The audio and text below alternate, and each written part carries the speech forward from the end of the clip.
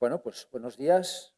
Daros la bienvenida a Gesida Nobel. La verdad es que estar aquí a estas horas de la mañana pues ha requerido para muchos madrugar y daros las gracias por estar aquí.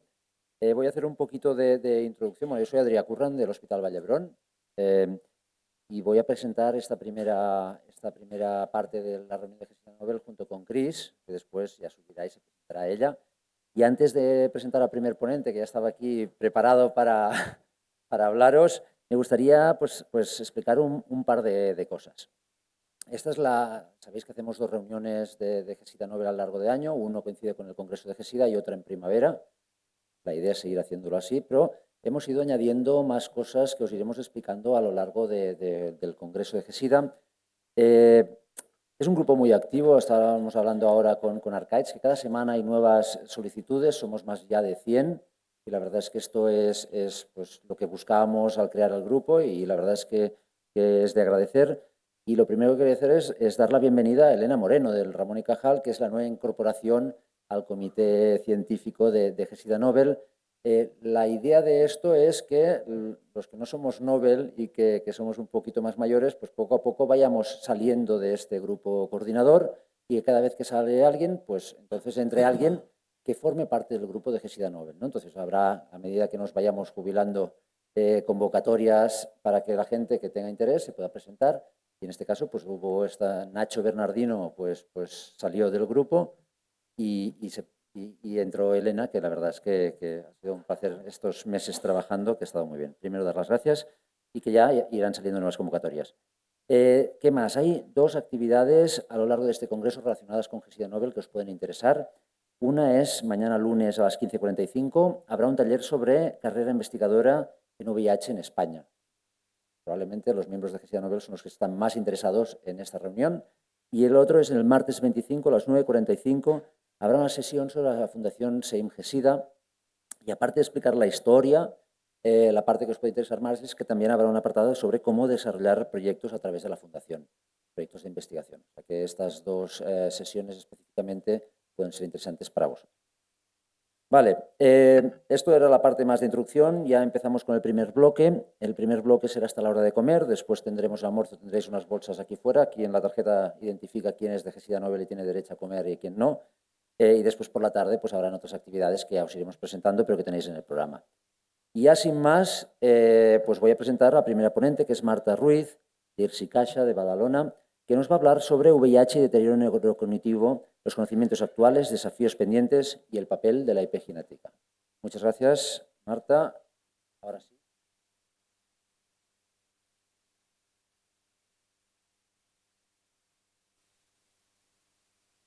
¿Sí? Primero de todo, quiero dar las gracias a los organizadores por darme la oportunidad hoy de estar aquí, de presentar este bloque, que cuando me sugirieron un título dije título inicialmente, pero luego a medida que he ido preparando la presentación he ido viendo dónde me he metido, ¿no? Y es algo muy difícil, más desde el punto de vista básico que desde la clínica, en un meeting en el que se espera un poco de la clínica y de cómo se puede manejar el deterioro cognitivo en la situación actual en la que nos.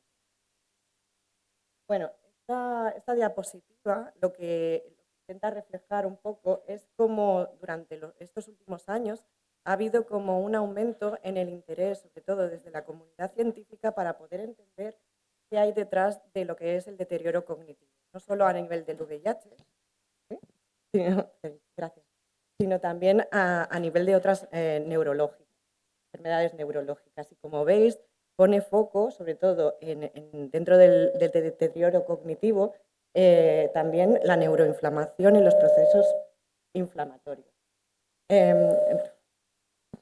Pues, entonces, esto no solamente impacta en la población global porque todos estamos envejeciendo, porque tenemos mejores calidad de vida, sino también porque en la población VIH es de interés porque gracias a los avances que han habido desde el inicio, se ha conseguido reducir la mortalidad y se ha conseguido reducir las comorbidades. Sin embargo, todavía el deterioro cognitivo persiste y es muy importante, incluso en presencia de tratamiento antirretroviral. Actualmente hay aproximadamente unos 40 millones de personas infectadas. Sin embargo, el 77 están bajo tratamiento. Y ese ciclo y curso de la infección ha ido cambiando a medida que la evolución de la pandemia ha permitido la incorporación de nuevos fármacos y de nuevas guías de tratamiento de estos pacientes y de monitorizaje. Hay que recordar que existe un grupo de pacientes, que son los survivals, que de cara a lo que es el deterioro cognitivo hay que tratarlos de una manera muy diferente a todos aquellos que han sido diagnosticados, que han hecho la infección reciente después del tratamiento antirretroviral y su incorporación, porque tendrán un efecto añadido de todo lo que ha ido ocurriendo en las fases previas a esta incorporación de tratamiento, en la cual tendrán más efectos de toxicidad, de inflamación y otros procesos, porque ya son personas que que tienen más de 40 años en infección, algunos de ellos, si tienen suerte.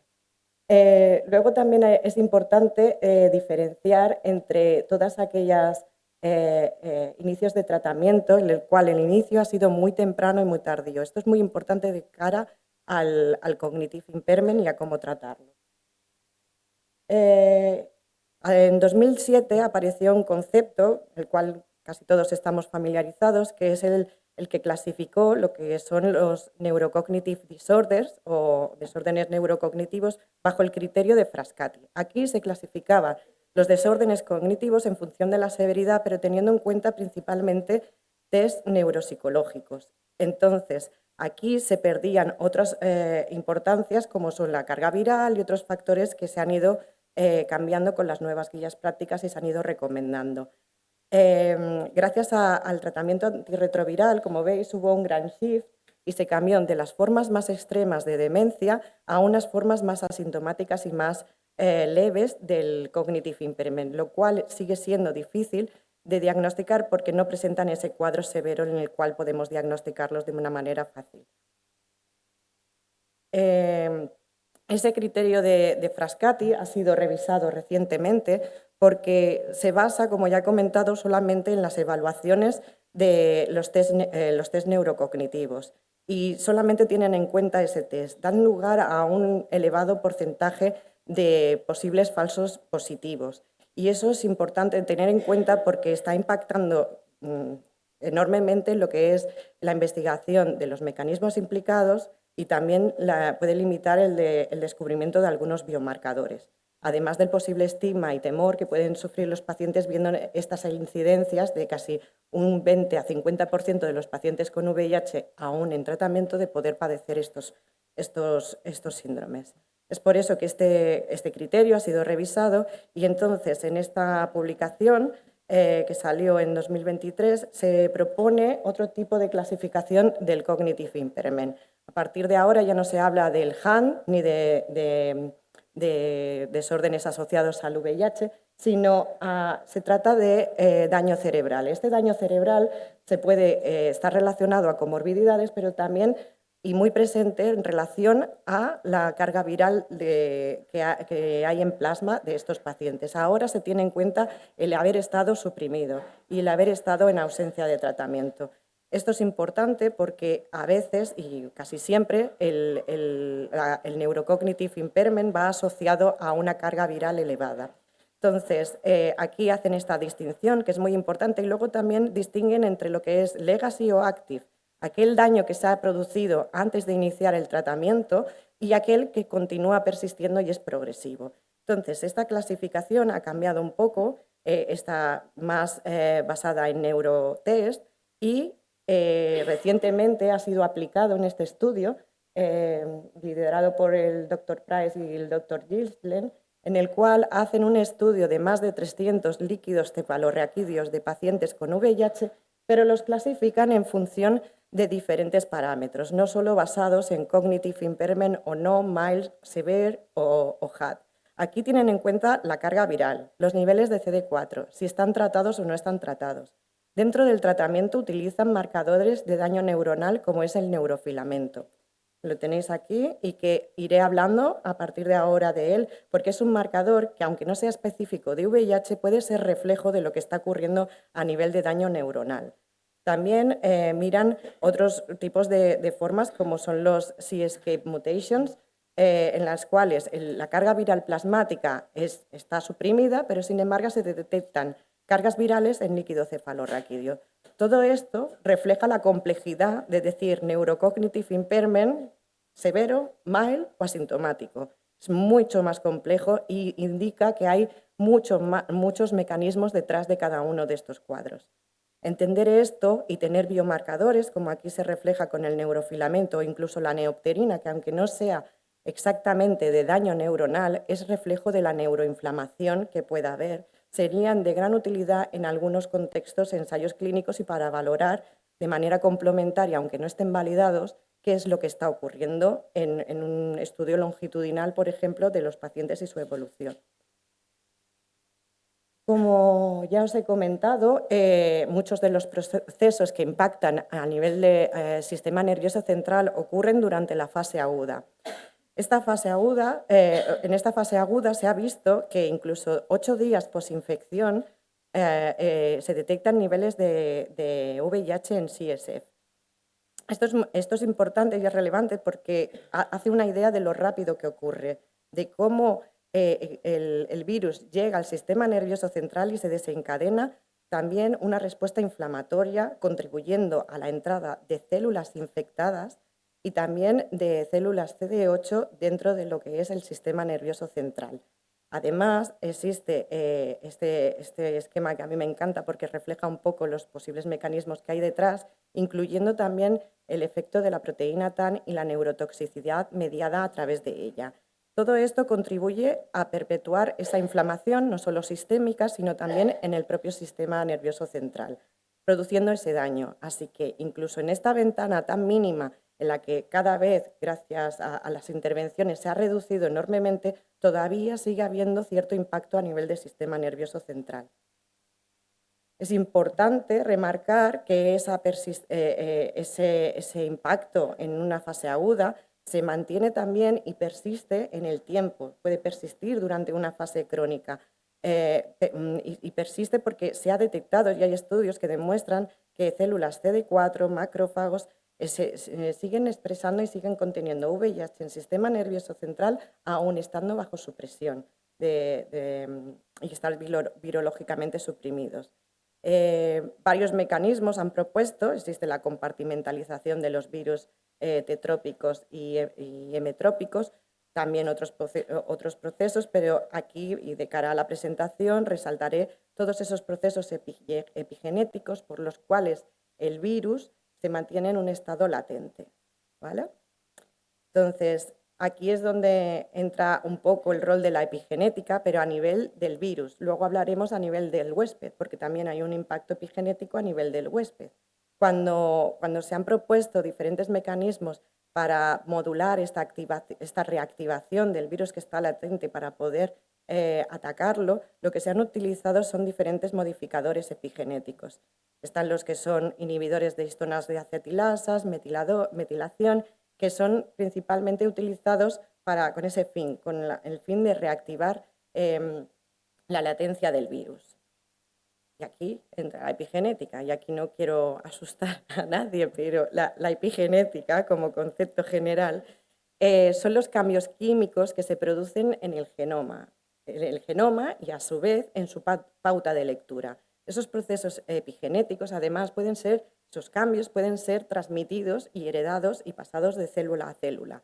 Estos mecanismos y estos cambios químicos en el DNA se pueden producir durante el desarrollo, frente a algunos fármacos, durante el envejecimiento y también en algunas patologías, en el cáncer, en autoinmunidad y también en enfermedades, sobre todo de tipo desórdenes mentales. Se ha observado que hay un gran cambio a nivel de la estructura genética y, más recientemente, en enfermedades infecciosas. Estas modificaciones epigenéticas se pueden ver a diferentes niveles, desde la cromatina hasta nivel de lo que es el gen, de una forma más targeteada, mediante modificaciones en la histona o a nivel del DNA por metilación. Pero estos son los principales mecanismos epigenéticos. Cada vez van apareciendo nuevos y se van descubriendo nuevos. Se les ha englobado como exotic epigenetic marks.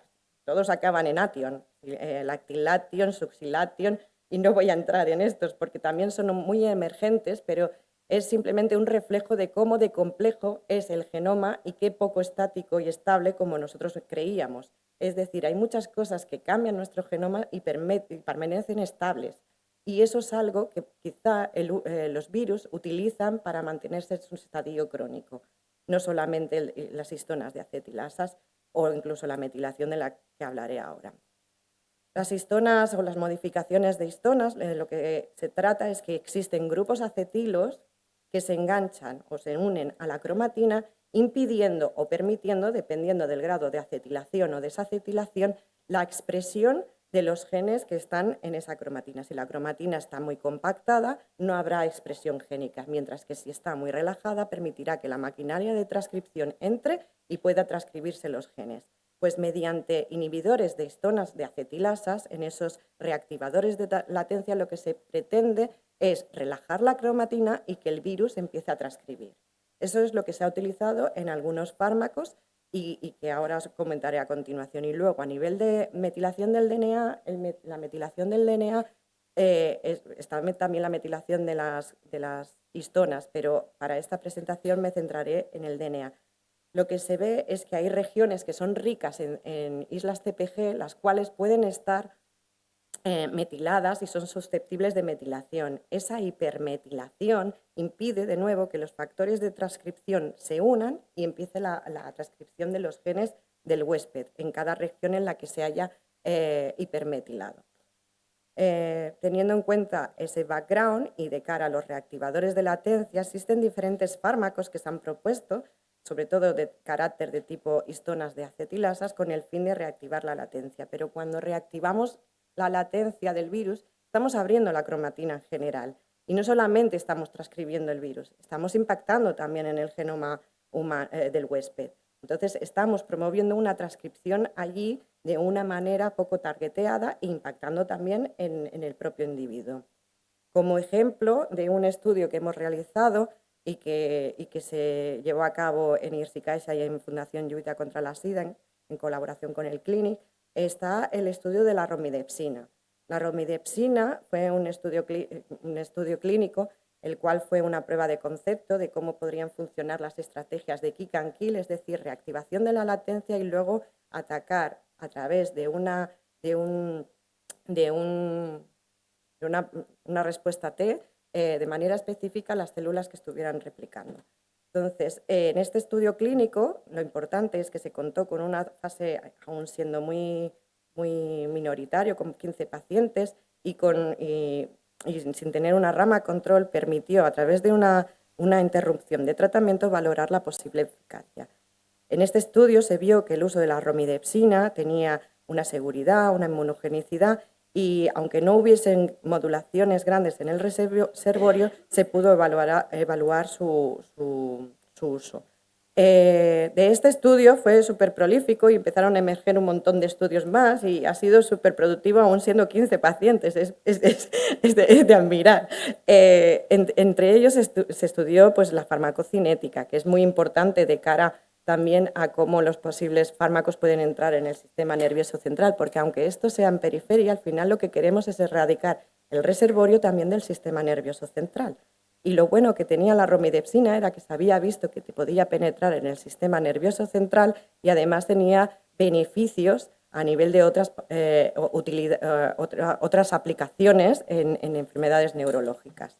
Aquí se valoró el proteoma y diferentes estudios, el microbioma, y lo que también se hizo, y creo que es muy importante, es mirar la preservación del sistema nervioso central mediante test neurocognitivos y resonancia magnética. Se midió antes, después de la ROMI y al final de tratamiento. Y esto es importante porque estamos en una fase en la que se interrumpe el tratamiento. Es decir, simulamos otra vez esa fase aguda, volvemos a mover el posible virus que pueda estar compartimentalizado. Y esto es importante a tener en cuenta cada vez que se propone un estudio con ATI. Y quizá no podemos hacer resonancias, quizás no podemos hacer punciones lumbares, pero es algo que deberíamos de mirar, ni que sea a nivel exploratorio y científico, de algunos biomarcadores que se han propuesto en ese estudio exhaustivo publicado recientemente.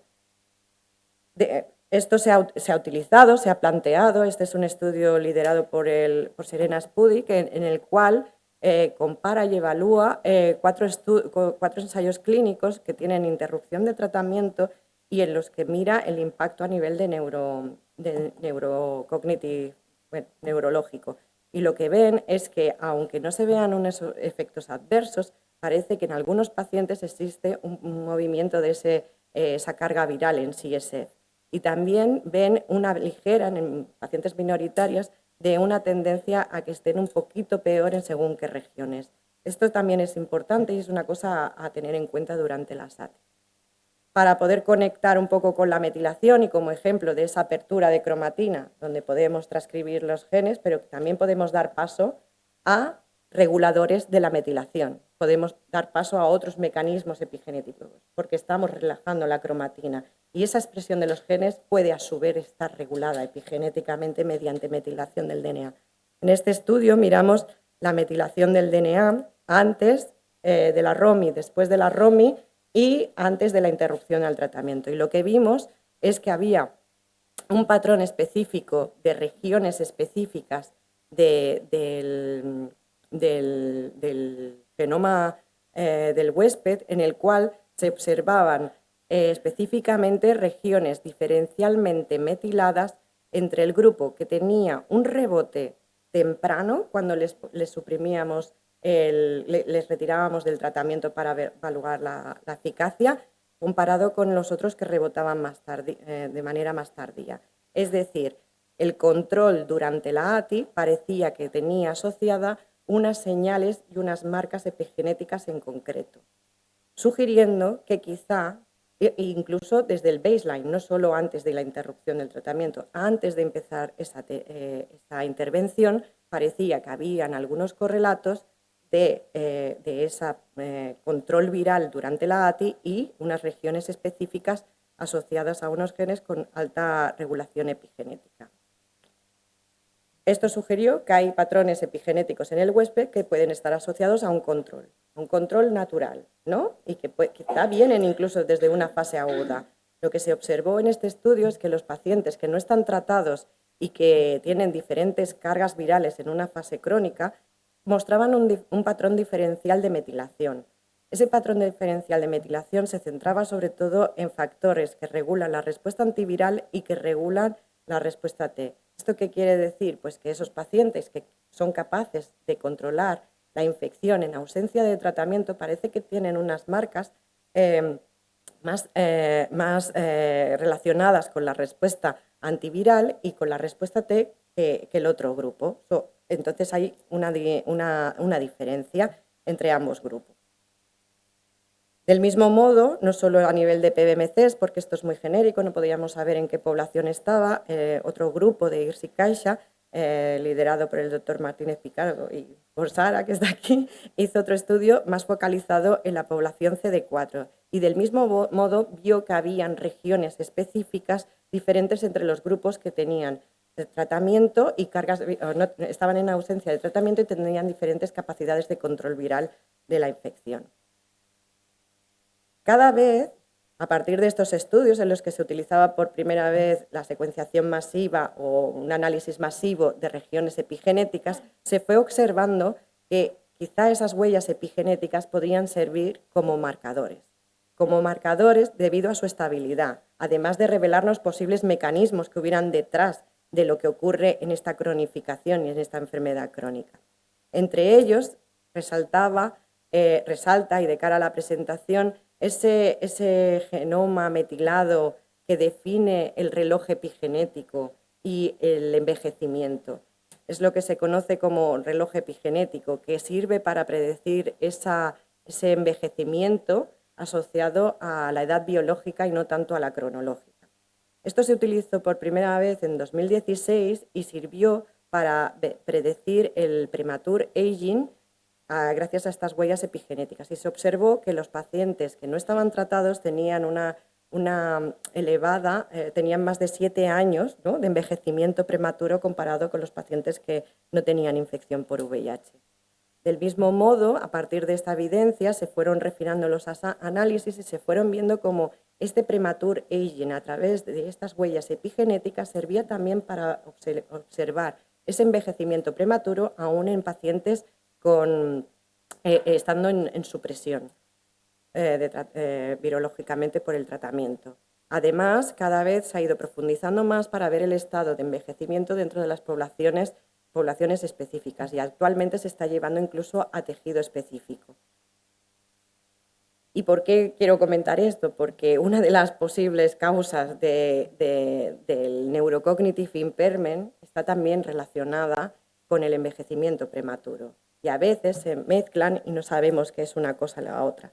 Y en muchos de los pacientes que tienen ese envejecimiento prematuro, algunos de ellos vienen de las primeras olas de infección, en el cual llevan una historia encima con los diferentes tratamientos que han recibido, con el diagnóstico tardío, el inicio de tratamiento tardío, y tienen un impacto relevante.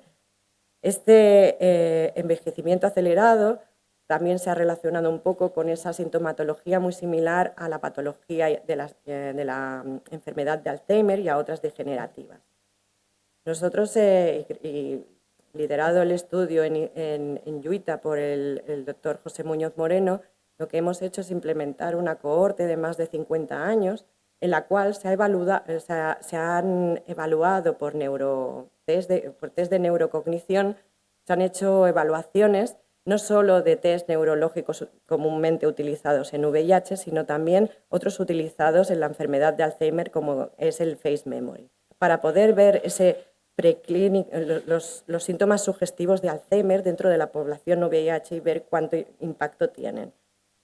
Aquí lo que hemos visto es que en esta cohorte de 150 pacientes macheados, 100 en VIH y 100 y 50 del grupo control, lo que hemos visto es que ya no solamente podemos ir a los test de neurocognición, es necesario combinarlo con biomarcadores, y biomarcadores que puedan servir para clasificar esos pacientes.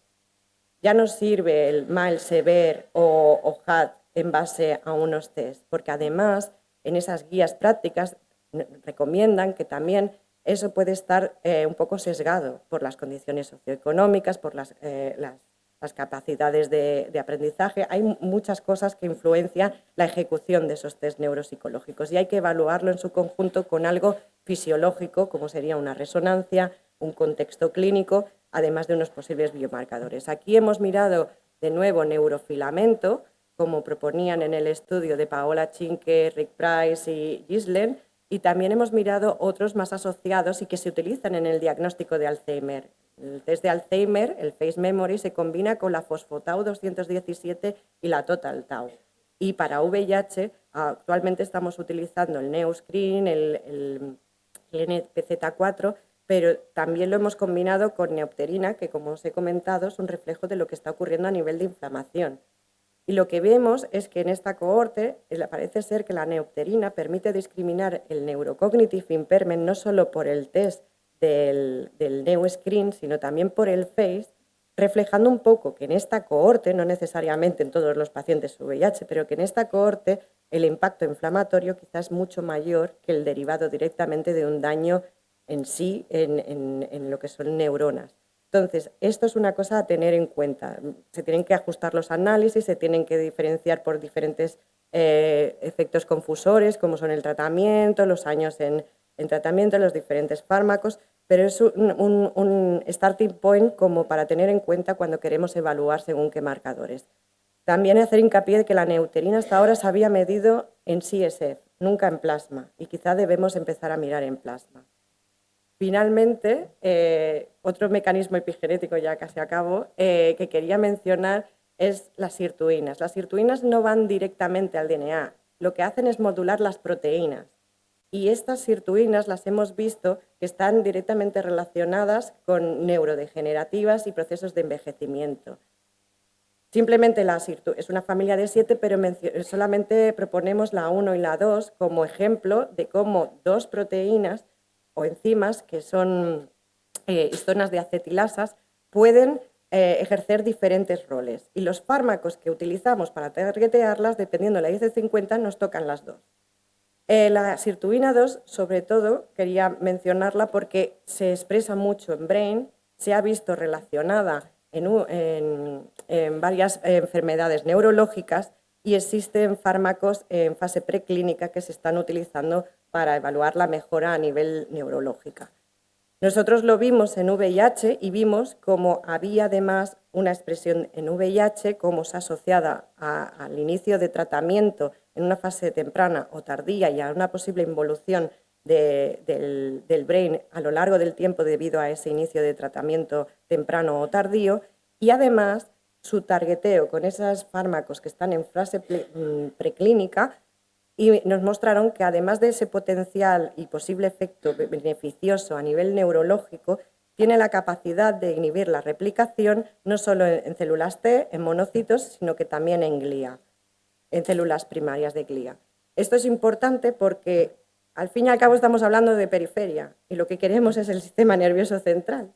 Y al final lo que nos falta es ese reflejo del sistema nervioso central. Y para eso, y lo siento mucho para los clínicos, pero hace falta líquido cefalorraquídeo como mínimo, que hace falta, porque si no es muy difícil, porque a veces la representación al menos epigenética en modelos in vitro no es viable. No reproducen lo que está ocurriendo realmente a nivel de regulación de estas células y el impacto del VIH que puede ocurrir desde fases tempranas. Y simplemente, así a modo muy rápido, los herpes virus. Los herpes virus son patógenos que llevamos dentro que se pueden, sobre todo los herpes virus, reactivar en según qué condiciones de inflamación persistente, de inmunosupresión, y que a su vez, y esto sí que se ha visto, por ejemplo, para el IBV, están regulados epigenéticamente en estos ciclos de activación y, de reactivación y de latencia, y que pueden jugar un rol. Se ha visto en el COVID y más recientemente se ha postulado como su posible efecto, sobre todo la vacuna para el zóster, como protector en la demencia. Es una cosa que hay que tener en cuenta y que se tiene que empezar a explorar. Simplemente, y como resumen, mostraros de que seguro que ya sabéis, que el neurocognitive impairment es muy complejo, no es esta clasificación de 3, y que ha ido evolucionando a medida que el VIH y el manejo durante la pandemia ha ido cambiando, y que es necesario un continuo monitorizaje de los pacientes over time, sobre todo en relación a los tratamientos y ahora en la actualidad también en las estrategias de curación en las que hay una ATI. Debería de contemplarse, no quizá tanto a nivel tan invasivo como una punción lumbar, pero sí como mínimo explorar algunos marcadores en periferia de daño neurológico.